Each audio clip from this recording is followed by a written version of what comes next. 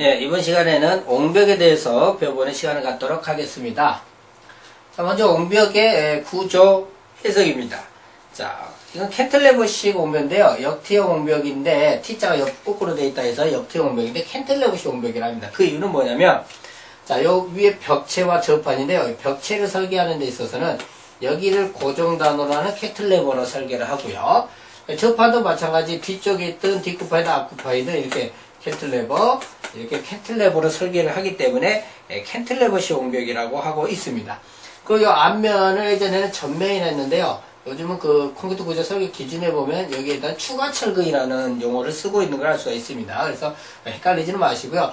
원래 지금 주로 필요한 철근이 여기인데 여기에 철근이 이제 추가로 들어가는 거잖아요. 이렇게 되면 추가 철근이라고 하는데 전면에 앞면에 있는 벽이다 이렇게 생각하시면 되겠습니다. 이게 출제율이 한 별표 5개 정도 되고 있습니다. 그래서 잘 보셔야 될 것 같습니다. 자, 그 다음에 이제 부벽식 옹벽인데, 부벽식 옹벽이라고 하는 것은, 이게 이제 아까 이게 역티형이었잖아요. 그죠? 근데 이게 추가로 이렇게 벽이 달아지는 거죠. 이게 이제 부수적인 벽에서 부벽이다. 이렇게 됐는데, 이것이 이제, T자 이렇게 있으면, 부벽을 이쪽에 다는 것이 있고, 이쪽에 다는 경우가 있어요. 그죠? 이게 흙쪽이면, 흙쪽에 숨어 있는 쪽, 요거는 뒷부벽이 되죠. 뒷부벽. 제가 좀 그림을 이쁘게 못 그렸는데요. 다시 좀 이쁘게 그리면, 자, 이렇게 하고요. 그죠? 그래서 흙 쪽에 있으면 뒷부벽, 흙 앞에 보이는 쪽에 있으면 뭐다? 앞부벽. 이렇게 되겠습니다. 자, 부벽은 어떻게 설계하냐면, 이쪽이 흙 쪽이라고 하면은, 이쪽에서 이렇게 흙이 이렇게 밀기 때문에 앞으로 이렇게 기울어지려고 할 거 아니에요? 그죠? 그러다 보면, 압축과 이제 중심부가 이 부벽 사이에 있다고 있다면, 앞부벽 같은 경우는 이렇게 눌리니까 여가 압축이 되죠. 그죠? 그래서 뭘로 설계합니까? 직사각형으로 설계를 해야 되겠죠? 뒷부벽 같은 경우는 이렇게 들어니까 여가 인장이에요. 그럼 중심 밑으로 여가 압축이죠. 뭘로 설계해야 돼요? T형으로 설계를 해야 되겠죠? 그죠? 근데 T형으로 설계를 해야 되는데, 정확히 표현하면 T형의 복부로 설계해야겠죠. 요놈만 뭐니까? 뒷부벽이니까. 그렇죠? 자, 그 다음에 부벽 이렇게 두 개만 딱 있을 때는요, 양당 고정보로 이 접판을 설계할 수도 있고요. 밑에 있는 접판을 여러 개 쭉 갈 수가 있겠죠. 쭉 가면 이렇게 무슨 보로? 연속보로. 그죠? 이쪽으로 쭉쭉쭉 가니까, 그죠? 연속보로 이렇게 쭉 설계를 할 수가 있다. 이렇게 볼 수가 있고요. 그럼 여기 벽체는 어떻게 할 거냐? 벽체는, 자, 여기 접해 있고, 여기 접해 있고, 여기 접해 있잖아요. 그죠? 여기는 안 접해 있잖아요. 그러니까 세 변이 지지된 2반향 슬랩으로 설계할 수 있다. 이렇게 되겠죠? 자, 요거 시험부터 전부터 다 잘 나오죠? 여기다 별표 몇 개냐면 5개 정도 줄 수 있는 굉장한 출제비로 보니까 정확히 우리가 알아야 되겠습니다. 자, 설계 검토 시 공통 사항입니다. 자, 뒷구판, 벽체, 앞구판에 어떤 사항이 되어 있냐면 벽체 같은 경우는 여기서 이렇게 밀기 때문에 이 토합에 안정해야 됩니다. 토합에. 그렇죠? 그래서 이렇게 미니까 여가 압축, 여가 인장이잖아요. 그래서 철근이 이렇게 인장부에 이렇게 철근이 쭉 들어갑니다. 그죠? 자, 그 다음에 뒷구판 같은 경우는 여기 흙 무게가 저항을 할 수가 있어요. 이렇게 쭉 눌리니까 위쪽 인장부가 되죠. 그래서 철근이 이렇게 되는데, 여기 보면 활동에 대해 안전하다. 이 말은 뭐냐면요. 그 마찰에 대해서, 즉 활동에 대해서 검토를 하다 보면 이 뒷구판이 늘리면 요 위에 있는 흙 무게가 증가가 돼가지고요. 이렇게 눌림에 의한 마찰력이 커져서 저항력이 커져요.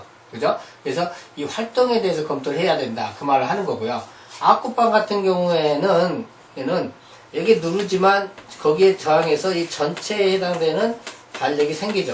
근데 이 두 군데 누르는 힘보다 얘가 누르는 게 없잖아요. 그러다 보니까 요 놈은 오히려 역으로 집안에서 생기는 발력에 저항을 해야 되는 상황이 생겨버리는 겁니다. 그래서 앞구판 같은 경우는 집안 발력이 안정하도록 설계를 해야 된다. 그러니까 이렇게 밀어서 이렇게 올라갈 거니까 인장부가 여가에 해당이 되겠죠. 그래서 철근의 위치는 이렇게 인장부에 세 군데에 들어간다라는 거, 그리고 저 세 가지가 무엇에 검토를 해야 된다는 거 알아두시면 좋겠습니다. 자, 여기는 방금 전에 설명했던 인장철근의 배근 위치죠. 벽체 후면, 앞구판은 하면, 뒷구판은 상면 이겁니다. 자, 그 다음에 이제 옹벽의 안전조건인데요. 이거는 모멘트입니다. 그 다음에 이거는 활동. 그러니까 이 표현조건식에 꼭 적용시킨 다음에 얘는 시그마 M은 있고 제로, 얘는 시그마 H는 있고 제로, 집안 지지를 치마는 시그마 V는 있고 제로 이렇게 되죠. 그래서 이 세 가지를 만족을 시켰을 때는 안전율이 1일 때입니다. 안전율이 1일 때인데, 또 옹백 안전 조건이 이렇게 전도, 활동, 지지력이나 치마 세 가지가 있다는 거 기억하세요.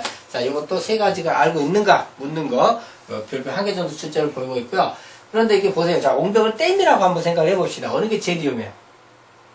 전도, 넘어지는 게 제일 위험하죠? 그 다음 활동, 옆으로 가면 물이 많이 새겠죠? 제일 운전하고.